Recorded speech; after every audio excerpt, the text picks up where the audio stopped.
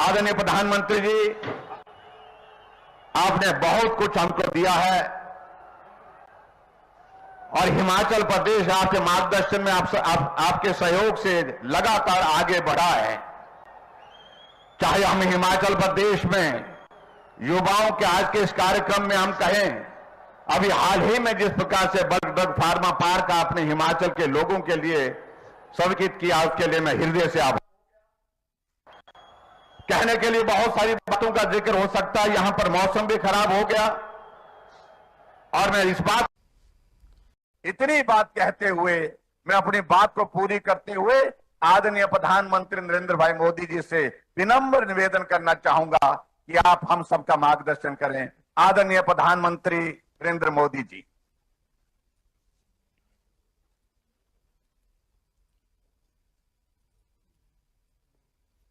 इस वक्त मंडी से और ये प्रसारण जारी रहेगा। नमस्कार। हिमाचल प्रदेश के मेरे सभी युवा साथियों,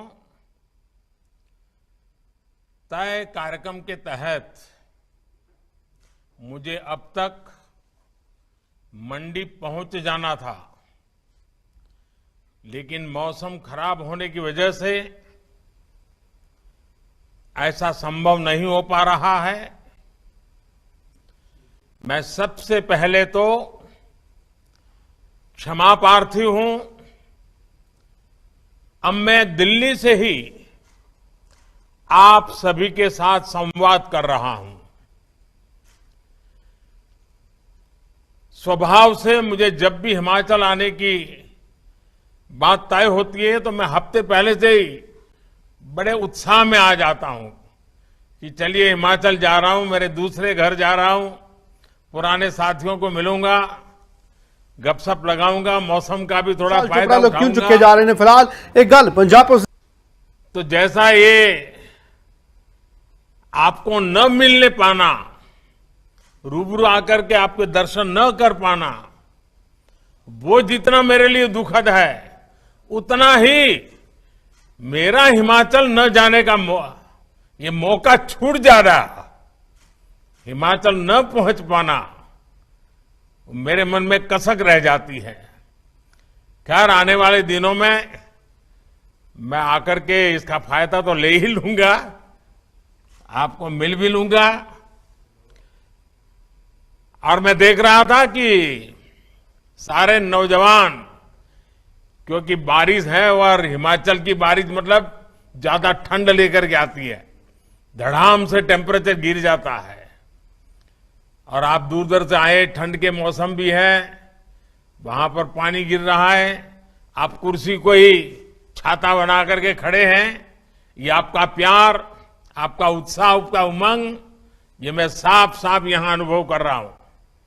साथियों, हिमाचल की युवा शक्ति ने हमेशा अलग अलग मोर्चों पर देश को गौरवान्वित होने का अवसर दिया है।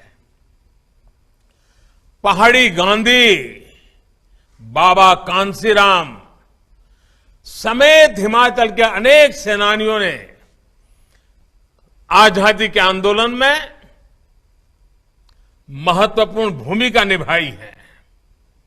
आजादी के तुरंत बाद जम्मू कश्मीर पर हुए हमले से लेकर करगिल युद्ध तक हिमाचल के जांबाजों ने सर्वोच्च बलिदान देकर मां भारती का सिर ऊंचा रखा है।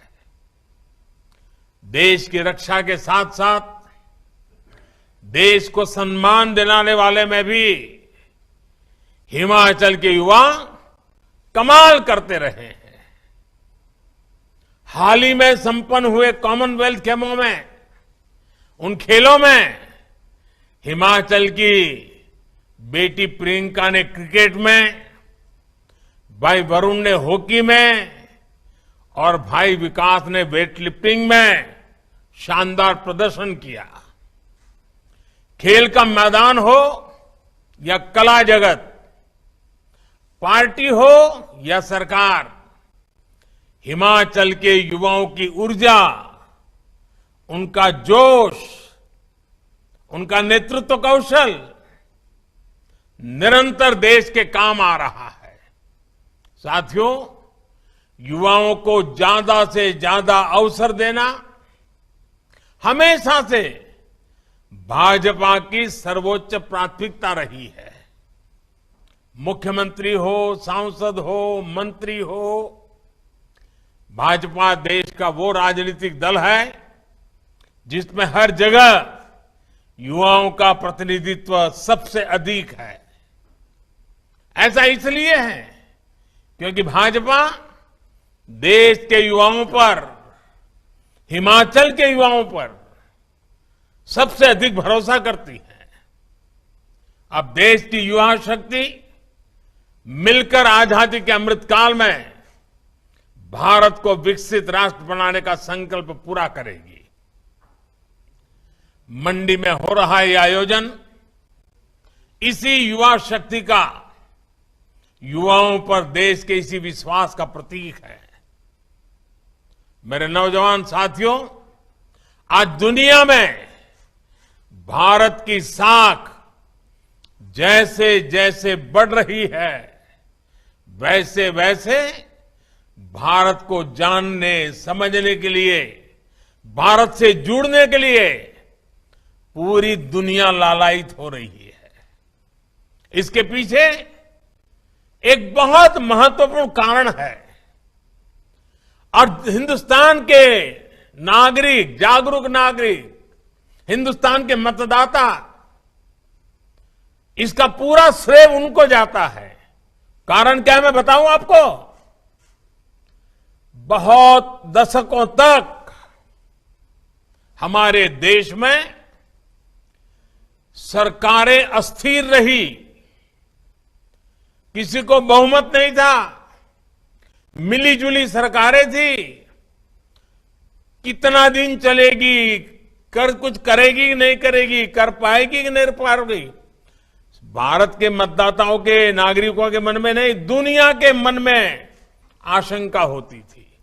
और उसके कारण कोई भारत की किसी बात पे विश्वास करने से पहले 50 बार सोचने में पड़ जाता था।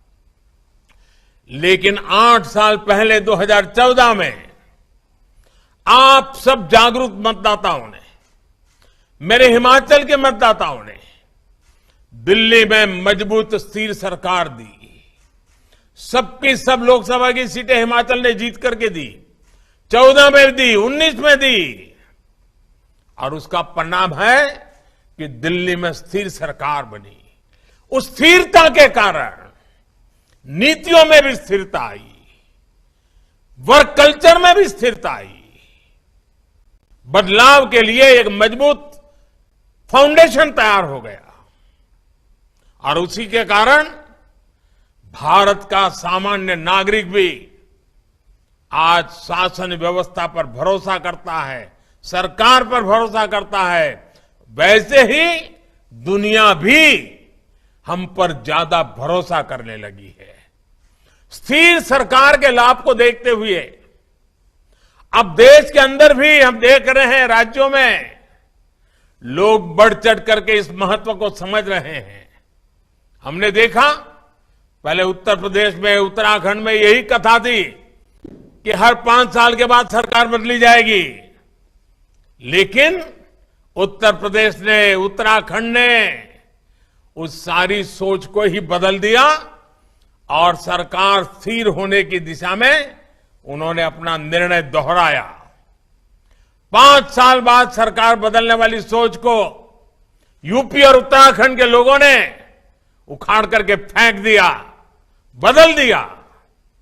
मुझे खुशी है कि हिमाचल के लोग, हिमाचल के युवा भी भाजपा सरकार की वापसी का मन बना चुके हैं।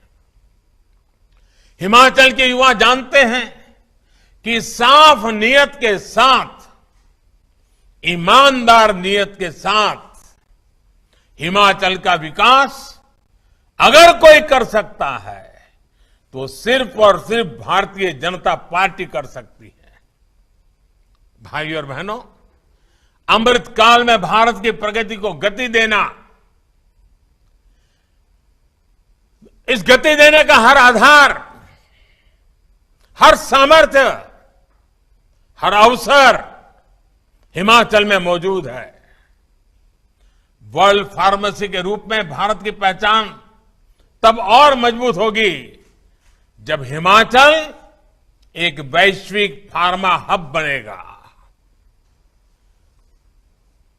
देश में दवाओं के रॉ मटेरियल में आत्मनिर्भरता के लिए आज जो काम चल रहा है, उसके लिए 3 राज्यों को चुना गया है, जिसमें से एक है अपना हिमाचल प्रदेश, जहां बल्क ड्रग्स पार्क बनाया जा रहा है।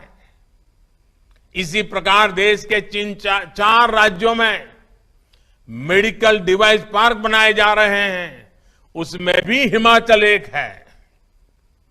मुझे बहुत खुशी है कि हिमाचल के बेटे बेटियां स्टार्टअप इंडिया, आत्मनिर्भर भारत फंड, इसका भरपूर उपयोग कर रहे हैं।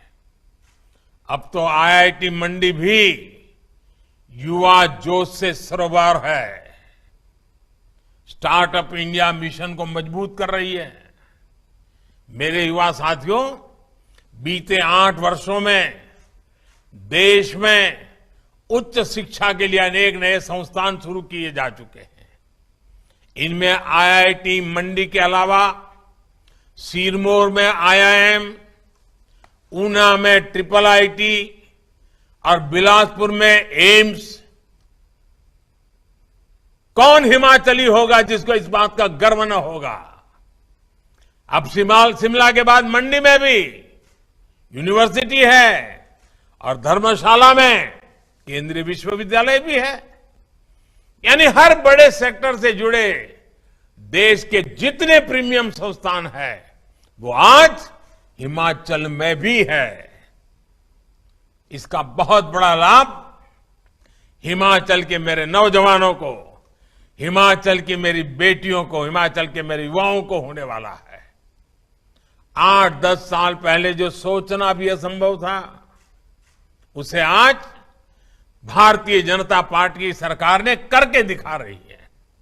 साथियों, अमृत काल में भारत की अर्थव्यवस्था को, देश में रोजगार निर्माण को एक बड़ा बल जिस सेक्टर से मिलने वाला है, वो है हमारा टूरिज्म सेक्टर।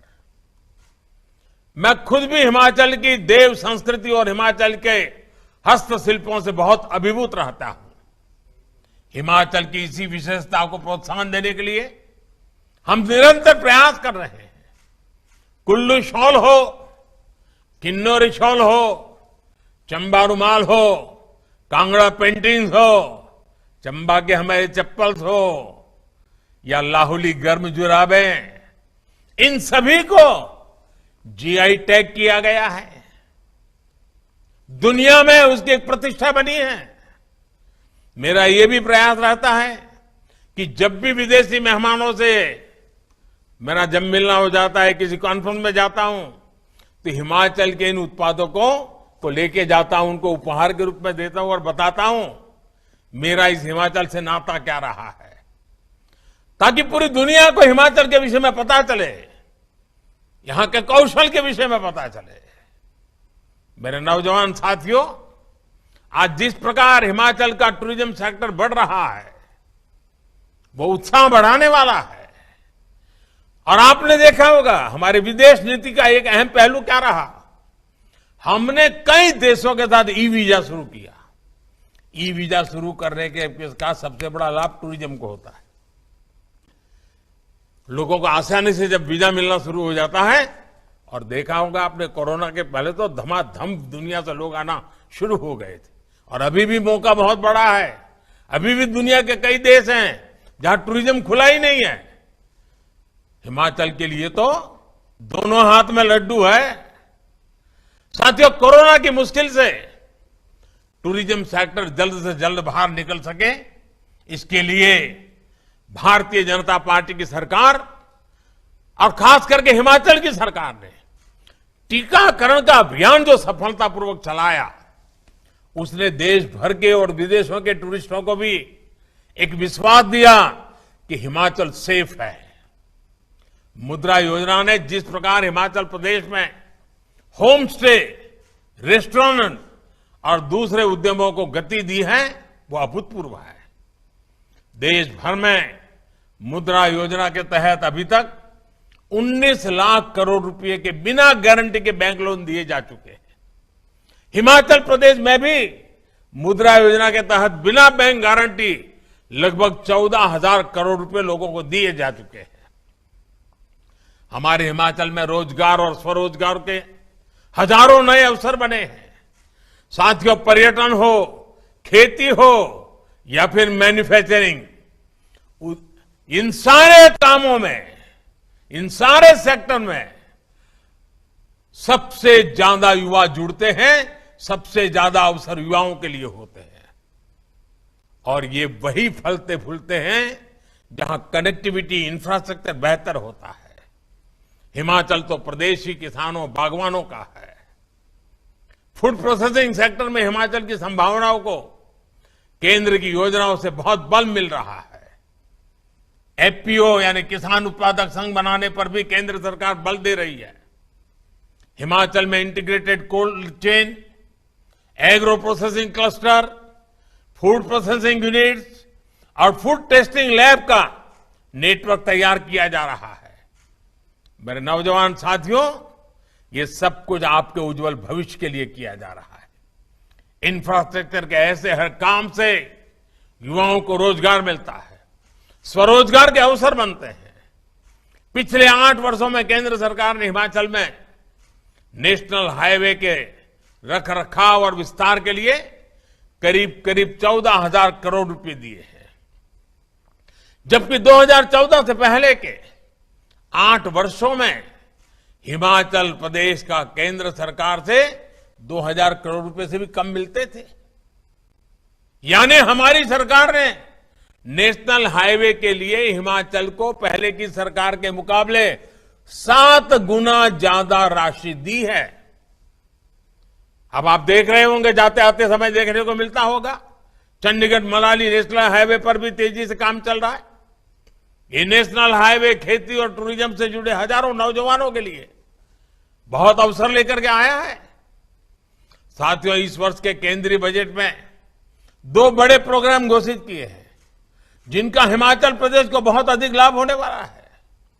वर्तमान प्रोजेक्ट के तहत पहाड़ी प्रदेशों के उनके लिए रोपवे के नेटवर्क को विस्तार देने की योजना है, जिसका लाभ हिमाचल के पर्यटक स्थलों को हो रहा है। इसी प्रकार वाइब्रेंट बॉर्डर विलेज प्रोग्राम के तहत आखिरी छोर पर, सीमा पर जो गांव है, उनका विशेष रूप से विकास किया जा रहा है। युवा साथियों, सरकार ने वर्क फ्रॉम होम के लिए जो नीतियां बनाई है, हिमाचल का टूरिज्म सेक्टर उसका एक बड़ा लाभार्थी है। इसका कारण बेहतर डिजिटल कनेक्टिविटी भी है। अब तो 5G सेवाएं भी शुरू होने वाली है, जिससे टूरिज्म सहित शिक्षा, स्वास्थ्य और खेती जैसे अनेक क्षेत्रों में, आरोग्य जैसे अनेक क्षेत्रों में हिमाचल को विशेष लाभ होने वाला है।